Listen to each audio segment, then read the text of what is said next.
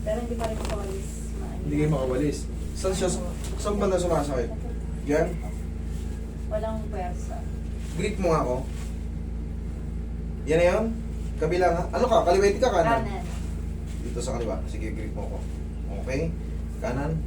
Itaan yun. Nagraradiate yung kirot pag ano, ayan, mahina eh. Pero dapat mas malakas kung ano yung dominant natin. Kaya ako pinapagrip para mamaya i-gripin mo rin ako rin. Para malaman mo kung magraradiate pa. Pero kailangan dyan, matira na lang yung ganito, kailangan yan. Meron pa siya master pero malit na lang. Pero hindi yan dito sa akin ha. Ay, hindi. Lobat na ako eh. Dapat din ako. Oo na, mag-charge kayo. Naisaksakan dyan. Abot lang ng sa audio.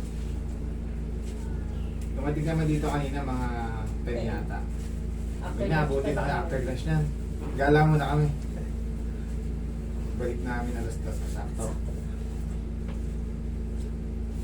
Kahapon meron din ako sayang yung mga araw na ano. Eh kasi ngayon wala nang bearing yung linggo eh. Ngayong panahon ngayon ha, kasi mag-New Year eh. Kasi nung nakaraan, 24-25, wala rin ako eh. 26 half day lang ako. Kasi may hangover pa tayo ng 25. Kailangan tanghali lang ako magsimula. Sa labas pa nga yung mga Reders eh.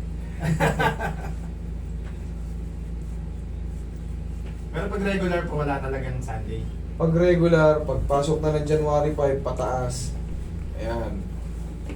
Wala Pahinga tayong na yan, pahinga. Sunday. Family day. May baby ka na eh, no? Opo, dalawa. Dalawa pa yung baby ko. Nung pumunta kami, parang kakapanganak lang ata. No? Mga anak. Manganak pa lang. Yun, yung pala yung punta namin. Manganak pala yung misis mo. Punta natin yun nung nakawal sa manok. Ay, nanakaw siya ng manok. Oh, hindi naman sila ubra sa akin. May mga CCTV tayo. Ito eh. Paikot yan. No, doon sa labas meron yan eh. Eh, lahat nung, kahit dun sa kabila, may check. Wala. Iwasan. Nalalaman ko lang yung pag nagwalis. Sige, magwalis ka. Magwalis ka. Ano nga yung walis? May sa kalsada ka Hindi, kunyari lang. Hindi man, ano kasi hindi makapwede talaga. Ngayon, oh. Kumuha Parang ka. meron pa dito. Meron pa? Konti na lang o mas lalong sumakit? Hindi, parang nabawasan. Nabawasan siya, okay. Okay yan. Hindi, kailangan talaga. Yung ganito, pag nagpa-adjust kayo, at least mga lahati or maliit na lang. Tapos, pag napahinga yan, diretso na yan. Hindi siya agad ay wawala. Hindi siya masisiro-siro talaga, mayroon siyang trauma.